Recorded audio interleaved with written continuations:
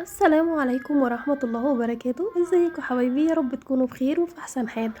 النهاردة بقى احنا قبل كده كنت مصورة معاكم اللي مشترك في قناتي وبيتفرج عليا ومتابعني يعني.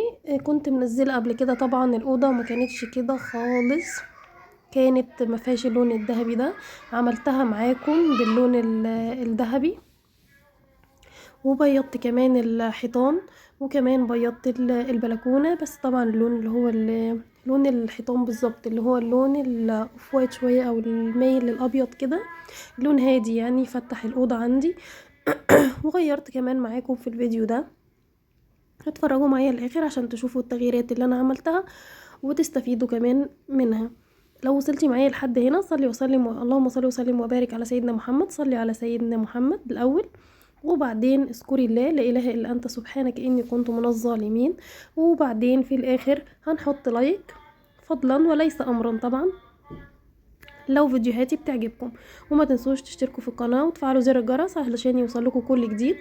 بصوا انا تعبت جدا جدا جدا في الفيديوهات دي والله العظيم حرفيا. طبعا حاجة ليا انا في بيتي وكل حاجة، بس علشان يعني اديكوا كمان انتوا طاقة ايجابية، وكمان يعني نجدد مع بعض في بيوتنا. مش لازم كل حاجة نقعد نشتري في عفش ونشتري في حاجات، لا احنا ممكن نجدد حاجاتنا وتبقى جميلة جدا. والله العظيم انا لما جددت الأوضة بتاعتي وعملت فيها، بس يعني انا مجرد ان انا دخلت فيها اللون الذهبي زي ما انتوا شايفين، طبعا انتوا شايفينها في الصور كانت الاول ما فيهاش اللون الذهبي ده خالص.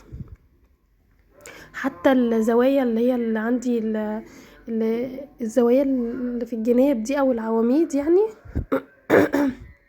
كمان كانت لونها بني، فتحتها وعملتها دهبي زي ما انتوا شايفينها كده في الفيديو. فوالله العظيم مخليه الاوضه بقت تحفه. كمان غيرت اتجاه السرير معاكم، و يعني بصوا حتى اتجاه السرير لما اتغير والله ادى منظر جميل. قولوا لي رايكم بقى علشان رايكم يهمني جدا، وحفزوني كده بتعليقاتكم الجميله اللي دايما بتفرحني وبتهون عليا كل التعب اللي انا بعمله ده. معلش انا اسفه، انا عندي احتقان وعندي برد والدنيا يعني ايه بايظه معايا، سامحوني انا اسفه. ورتبت كمان التسريحه بتاعتي. انا هغير معاكم، خليكم بقى معايا وتابعوني الروتينات اللي هتنزل الايام اللي جايه ان شاء الله، عشان كلها تغييرات تغييرات جميله، ويا رب تستفادوا منها باذن الله. هغير معاكم كمان الحاجات بتاعت الاستيكر اللي انا حاطاه على التسريحه ده. هغير كل الكومودينيات. وكمان معايا كمان مفاجأة، الفيديو اللي جاي بقى جميلة هتعجبكم جدا. هحول أوضة الأطفال بتاعت ولادي لأوضة تانية خالص أكنها جديدة. تابعوني علشان تشوفوها وتشوفوا شكلها بقى عامل ازاي. والله العظيم هتبقى تحفة. انا فعلا تعبت في شوية فيديوهات، بس يا رب تعجبكم. وكمان خلت بيتي بقى جميل. ان شاء الله الايام اللي جايه كلها هتبقى تغييرات، ويا رب كمان السنه اللي جايه باذن الله تكون سنه جميله. سنه جديده كلها مليانه بالفرح والسعاده والصحه. اللي نفسه في ذريه صالحه يا رب ربنا يرزقه بالذريه الصالحه. اللي نفسه في مال، في ولاد، في بيت، في شقه، في عربيه، في الصحه والستر اهم حاجه. ربنا يرزقنا جميعا يا رب الستر والصحه. يا رب تكون سنة فعلا فعلا مليئة كلها بالخير، اللهم امين يا رب العالمين. لو وصلتي معايا لحد هنا اللايك بقى، اللايك مش هفكركم كتير، مش عايزه ابقى زنانه ولا تتضايقوا مني، بس بالله عليكم انا فعلا تعبت في الفيديوهات، فيعني لايك جميل منكم مش هتخسروا حاجه. هكنس كده الارض. انا طبعا كنت قبل ما اصور الصراحه كمان كله كان متبيض يعني، فمفيش اي حاجه عليها تراب ولا حاجه. كنت لسه مبيضاه، وكمان صراحه مسحتهم يعني ونضفتهم. بصوا انا هغير اتجاه السرير، خليكم فاكرين كان معمول كده. هلفه الناحيه دي، بس وسع عندي الاوضه وشكلها جميل. كمان ريحني قوي في الفرش، لان انا الفرش ما كانش عندي حاجه اتنين يعني حاجتين سجادتين مثلا شبه بعض، فكانت دي حاجه مضايقاني زي ما انتم شايفين في الصوره كده. كنت حاطه حاجتين، حاجه فاتحه وحاجه غامقه، فدي كانت مضايقاني شويه. فالحمد لله لما عملت السرير كده الصراحه فرق معايا كتير ورتب لي الاوضه يعني.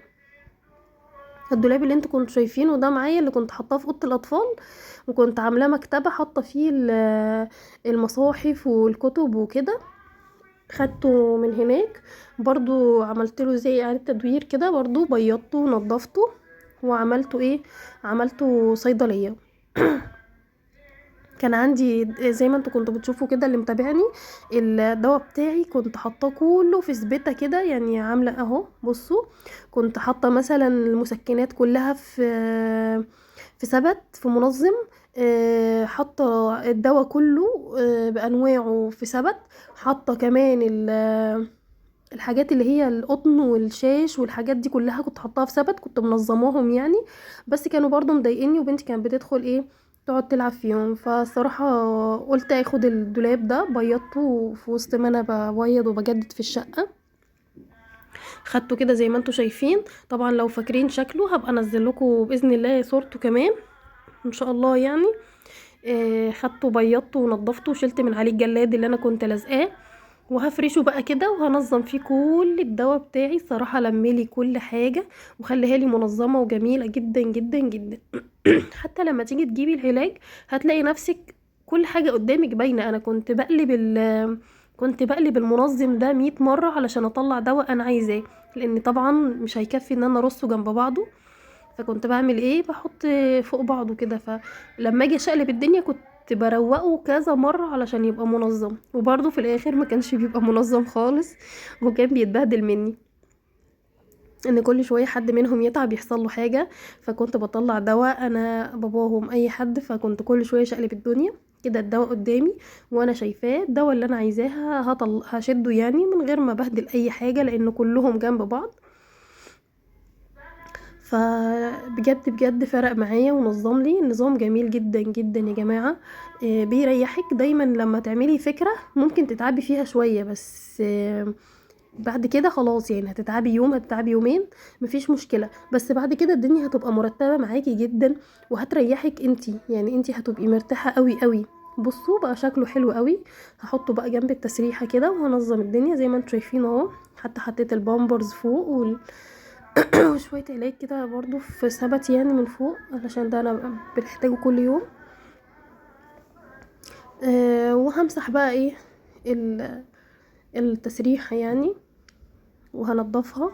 الفوم ده جميل جميل جميل جميل، بحب امسح بيه. بصوا ازاز يلمع، خشب بيلمع، اي حاجة بيلمعها لي بصراحة جميل قوي. كمان ريحته حلوة، يعني بعد ما بخلص وامسح بلاقي لي مكان ما انا مسحة وملمعة بيبقى ريحته حلوة قوي. بصوا قولولي بقى الدرج ده انا عملته نفس اللون برضو ذهبي عشان يبقى تغيير يعني. قولولي حلو ولا لأ، وعلقولي بقى كتير وقولولي ايه رأيكم في الأوضة بعد التغييرات اللي انا عملتها والحاجات اللي انا عملتها. يا رب الفيديوهات تكون بتعجبكم وخفيفة على قلوبكم يا رب، اللهم امين. ربنا يحفظكم من كل شر. الناس اللي كانت بتقولي انتي دايما دايما بتحبي تلبسي العباية دي على طول، كل شوية نشوفك فيها، فانتي ما تعرفيش ظروفي. وبعدين انا الصراحة كان في يعني كان لما كنت بدهن الشقة والبوهية وكده، فالصراحة لما بيكون في حاجة فيها بهدلة يعني بلبسه ده علشان مش مهم لو اتبهدل او حاجة مفيش مشكلة، هو قديم شوية. ف اكتر الاوقات بحب البسه لما يكون فيه ايه بهدله جامده يعني. انتوا عارفين طبعا مش يعني حرام لما البس حاجه غاليه او مثلا حاجه نظيفه وابوظها في البوهيه والتنظيف والكلام ده. بقالي كتير ما دخلتش معاكم وصفات في المطبخ. شجعوني بقى، ولو عايزيني ارجع اعمل لكم اكلات سريعه شجعوني وقولوا لي في الكومنتات. الناس اللي كانت متابعيني الاول وعارفه ان انا كنت بعمل اكلات سريعه وبنزلها لكم ان شاء الله باذن الله. هرجع برضو بعد ما اخلص بس روتينات الشقه واوريها لكم والاوض تحت الولاد كمان باذن الله. هرجع تاني ان شاء الله اعمل لكم اكلات سريعه جميله. بصوا السرير عجبني قوي والله العظيم، بجد عجبني جدا، شكله فرق قوي يعني، حاسه ان انا جبت اوضه جديده. همسح بقى خلاص وهفرش. بدأت ايه اللي هو والله يعني كنت بعاني، وانتوا عارفين الجو ساقعة كمان وانا لما الشقة. فالصراحة يعني عارفين الموضوع ده بيبقى صعب شوية، ان الواحد في الشتاء يقعد يلم في فرش ويلم في سجاد ويمسح ويعمل، وكمان البياض فاهمين بياخد وقت. فالحمد لله ان انا وصلت للحتة دي، يعني كنت عمالة اقول يا ربي امتى امتى امتى اوصل ان انا امسح وافرش بقى واشوف التعب اللي انا عملته يعني في الاخر ايه هو. عارفين ان انتوا بتفضلوا مستنيين المجهود اللي انتوا عملتوه كله، تفضلوا مستنيين بقى تشوفوا اللحظة الأخيرة اللي هي بتريحنا نفسيا دي. يعني خلاص فرشتي وعملتي كل حاجة، شديتي الستارة وقفلتي البلكونة، طفيتي النور، يا إحساس جميل جدا جدا جدا، بيريح نفسيتك وبيخلي نفسيتك إيجابية جدا. كمان فرحتك بالمكان وبالحاجة النظيفة اللي انتي عملتيها بيخليكي قادرة تعملي أكتر وأكتر، وبتفكري في أفكار جديدة أكتر وأكتر. مش بتحسي بالتعب وتقفي، لا بالعكس، لما بتلاقي الحاجة طلعت جميلة وناجحة حتى لو طلعت وحشة، يكفيكي ان انتي تعبتي، فكرتي، غيرتي.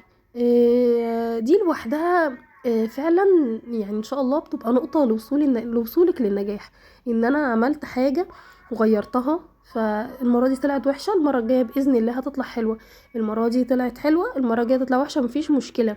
مرة بعد مرة الحاجة هتبقى جميلة جدا، وهيجيلك أفكار جديدة، وهتبقى متمكنة في كل حاجة. ما شاء الله عليكم، ربنا يبارك فيكم ويحفظكم يا رب. كده خلاص انا فرشت السرير اهو، الحمد لله. في ناس بتقولي انتي ليه ما بتفرشيش البطانية كده ايه وتسيبيها على المفرش يعني. مش عارفة الصراحة، انا اتعودت ان انا بحب اشوف منظر البطانية متطبق كده وملموم يعني. بحس ان هي لو مفروضة كده ان هو السرير مش متروق، فده احساسي يعني، فمعلش سامحوني. انا عارفة ان في ناس كتيرة بتبقى يعني بتحب تحط البطانية كده مفرودة وشكلها حلو، بس انا مش عارفة، انا اتعودت ان لازم البطانية تطبق عشان احس ان انا مروقة هنا. بس في الاخر للأسف لقيت الستارة بعد ما ركبتها ان هي مكرمشة شوية، فالصراحة ما كنتش قادرة ان انا اخلعها تاني واكوي. فقلت يعني هركبها دلوقتي وان شاء الله بخلعها واركبها ايه، اكويها واركبها. دي السجادة انا كنت غسلاها وشايلاها، فهتلاقوها ايه مكرمشة شوية، بس هتتفرد مع الوقت طبعا. خلاص جت لحظة ايه بقى، المعطر. والحمد لله هنقفل. المعطر ده ريحته جميلة جدا جدا جدا. انا بجيب حاجة ريحتها خفيفة شوية علشان ولادي عندهم حساسية، وانا كمان عندي حساسية، فمش بجيب حاجة جديدة يعني. كده خلاص الأوضة بقت جاهزة واتفرشت. يا رب تكون عجبتكم والفيديو يكون عجبكم. ما تنسوش اللايكات والاشتراكات في القناة بإذن الله. ربنا يكرمكم ويكبر بخاطركم، واستنوني في المفاجأة اللي جاية ان شاء الله، هتبقى مفاجأة جميلة جميلة. تابعوني علشان هتشوفوا حاجات احلى من كده وان شاء الله بإذن الله. يا رب تفيدكم واشوفكم على خير بإذن الله الفيديو اللي جاي. مع السلامة.